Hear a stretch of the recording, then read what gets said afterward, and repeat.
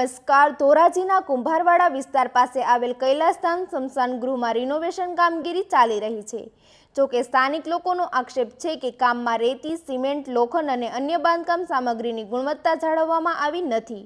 લોકોનું કહેવું છે કે જાહેર નાણાંમાંથી થતી કામગીરીમાં પારદર્શિતા અને ગુણવત્તા હોવી જરૂરી છે, પરંતુ અહીં ગંભીર બેદરકારી જોવા મળી રહી છે. મનુષ્યના અંતિમ વિશ્રામ સ્થળ તરીકે ઓળખાતા સ્મશાન ગૃહમાં પણ જો ગુણવત્તા સાથે સમાધાન કરવામાં આવે તો તે ચિંતાનો વિષય છે. સ્થાનિક આગેવાનોએ સમગ્ર મામલે જવાબદાર તંત્ર દ્વારા તપાસ કરી યોગ્ય કાર્યવાહી કરવાની માંગ ઉઠાવી છે. વધુ સમાચાર માટે જોડાયેલા રહો આરપી ગુજરાત ન્યૂઝ, રાજકોટ. મારું નામ ચંદુભાઈ પટેલ, એડવોકેટ. 2 દિવસ પહેલાં હું એક મરણના કામે ધોરાજી સ્મશાને ગયેલો.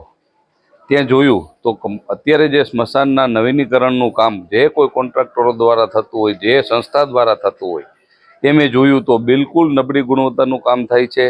સિમેન્ટ પણ હલકી ગુણવત્તાનું વપરાય છે. બેલા તો જે અડીએ તે ભૂકો થઈ જાય આવા વપરાય છે. રેતી પણ માટીવાળી વપરાય છે. આમ ખૂબ જ મોટા પાયે ભ્રષ્ટાચાર નગરપાલિકા દ્વારા કે જે કોઈ કોન્ટ્રાક્ટરને આપેલું હોય એમના દ્વારા સ્મશાનના કામમાં થઈ રહ્યો છે. સ્મશાન છે એ હિન્દુ ધર્મ માટે છેલ્લો વિસામો ગણાય. કમસે કમ એમને તો બક્ષવો જોઈએ એવું મારું માંગણી છે.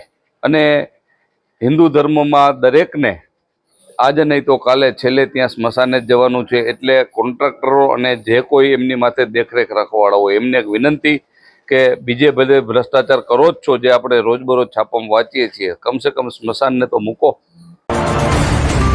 તમારું નામ? મારું નામ અવિનાશ વઘાસિયા છે. હું ધોરાજીનો સ્થાનિક રહેવાસી છું. સૌ પ્રથમ વાત કરીને મિત્રો તો પેલી કે ભૂંડને સિંહાસન ઉપર બેહાડો ને એટલે સૌથી પહેલા ખેતરને જ બરબાદ કરે એ માયલી વાત છે.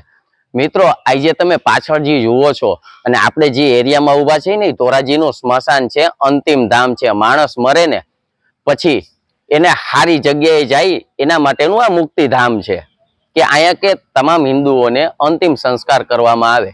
હવે આજે તમે જે વિડીયોમાં જુઓ છો રેતી, કાકરી, બેલા અથવા તો જે ચણાઈ ગયેલી વસ્તુ છે, લોટ પાણીને લાકડાને લોટમાં લીટા કરવા સિવાય ક્યાંય નથી. ક્યાંક ને ક્યાંક વિકાસ ગાંડો થયો હોય ને આ વિકાસ છે. તો અમે તંત્રને એક જ વસ્તુ કહી છે કે તમે આય ખાડા કાન કરવાની જગ્યાએ આમાં થોડુંક ધ્યાન દો. ચૂંટાઈ ગયેલા સભ્યો તો માત્ર ને માત્ર અંદરની ઓલો સુધરાઈ સભ્ય આમ કરે છે, ઓલો સુધરાઈ સભ્ય આમ કરે છે, આમાંથી કોઈ નવરું થવાનું નથી. એને બસ એક જ વસ્તુ છે કે અમને હપ્તા નથી મળતા, હપ્તા ખાવ ને મજા કરો. આ જ રાજ છે. ભાજપ, કોંગ્રેસ કે આમ આદમી પાર્ટી એ લોકો તો રાજકારણી છે, માત્ર ને માત્ર રાજકારણ કરશે. પણ સરકારી બાબુ એટલે કે સરકારી નોકરિયાતોને, નગરપાલિકાના સરકારી નોકરિયાતોને ક્યાંક ને ક્યાંક આ ખાડા કાન કરે છે. એને આમાં પૂરતું ધ્યાન દેવાનું છે અને આ ભ્રષ્ટાચાર અટકાવવાનો છે. શું તમારી માંગણી? અમારી માંગણી એટલી જ છે કે જે તે કામ ટેન્ડર મુજબ જે તે કામ કરાવવામાં આવે છે એ માથે ઉભા રહી અને વ્યવસ્થિત કામ કરાવે અને ભ્રષ્ટાચાર અટકાવે.